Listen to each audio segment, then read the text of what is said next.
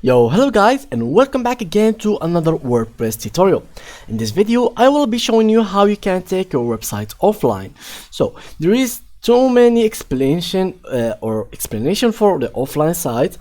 The common website, which is like take down a website. If you want to take down a website, I will show you how. But also if you want to use your website offline and still edit it and still be able to do whatever you like, make sure to watch this whole video step by step. So make sure first that you will open your blog, just like so, or your WordPress page and dashboard. And then what you have to do is, for example, you want to unlink this to make it down. So you can go to tools or settings, general, and from there you can remove your domain name. That's how you can remove or take this website offline. The second method, which is without removing the domain name from this WordPress page, you can just go to your cPanel and remove all the files that has any relation with the WordPress. Also, there is the third method, which is going to your domain page or your domain hosting, and from there you unlink the IPv4 and the IPv6 if you have it from your cPanel.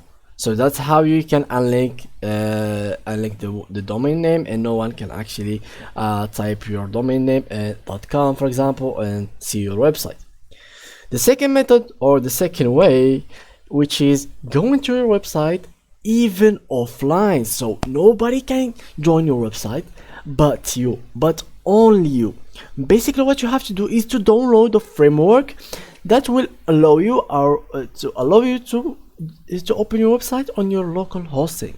So for this exactly, I made a video recently about it. You can just go and watch it. If you don't like to, I will just show you really fast. So what you have to do is click in here, Vietnamese WordPress, and here you click on this first page, virtual machines. Of course you will have to sign in your account really quick, and then click on virtual machines and download this over format, and just like so you click on next, and right after you finish with it you will be able to open it, and just like so you will have your local hosting websites opened.